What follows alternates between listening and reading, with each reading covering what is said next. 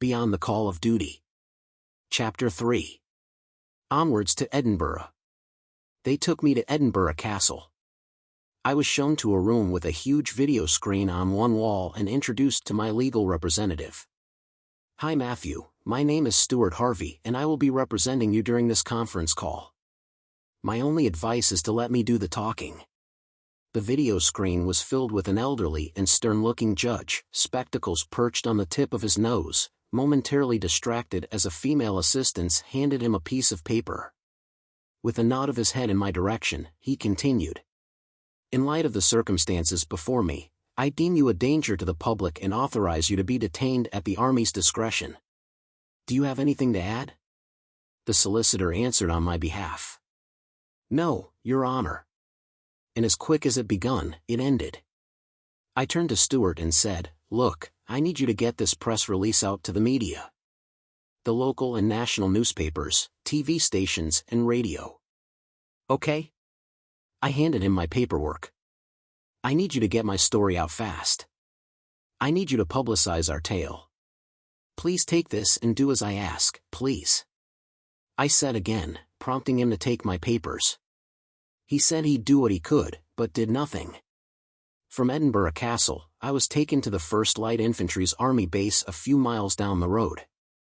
Upon my arrival it was explained I'd be sent back to my regiment in Germany the following day.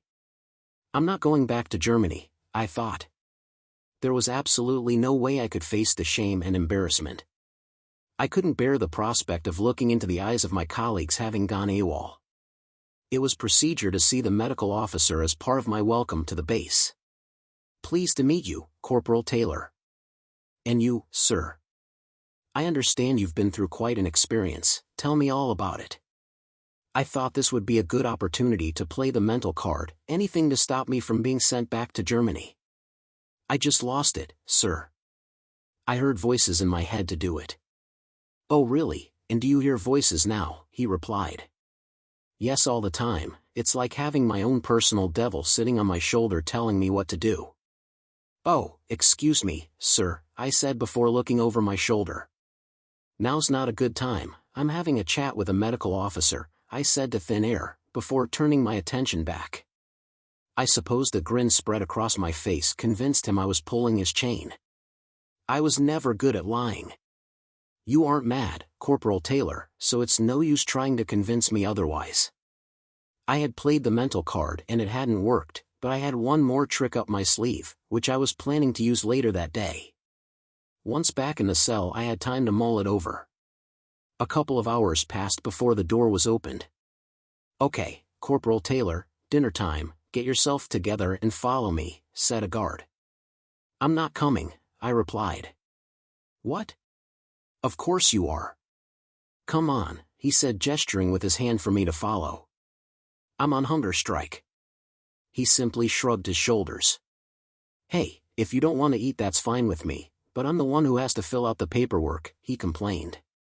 As with all guardrooms throughout the Army, there was a daily occurrence book, which had to be filled out chronicling every single incident. Hunger strike was certainly an incident to be recorded.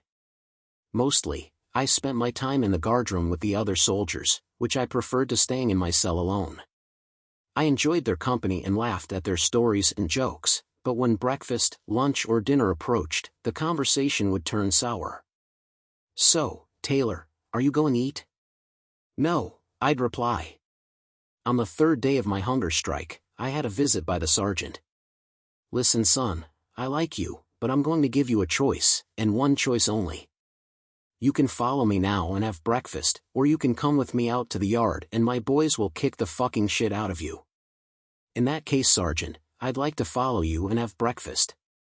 It was an easy decision to make. I was starving. My hunger strike was over, and to top it off an officer visited me to say I wouldn't have to go back to Germany. Instead, I was to be taken to the Army's Military Correction Center, MCTC, in Colchester, where I would be held until my court-martial. I got onto a plane and was flown to Stansted Airport in Essex, where I was driven without haste to the MCTC, otherwise known in Army circles as the Glass House, because of its glass lantern roof. I was taken to see Wing with a dread in my heart that this was going to be the worst experience of my life. What concerned me most was that I was hundreds of miles away from my mom, with no idea when I'd get back to see her. My future wasn't in my hands, it was at the mercy of the army. On arrival at the glass house, I was escorted into the staff tea room and told to sit down. The guard on duty and my escort went out of the room and left me alone sitting on a chair. Within earshot, I heard my escort say, "He's been a complete prick. He hasn't cooperated, he's been up his own arse and he's shown no respect. You'd better watch him." The escort said his goodbye to the guard and I never saw him again. I braced myself as the guard walked back into the room. "My name is Staff Hodges, and we are all ex-Royal Military policemen here. The first rule is when you speak to any guard you say staff at the start and end of every sentence. Now, are you going to cause us trouble?" "Staff, no staff," I replied.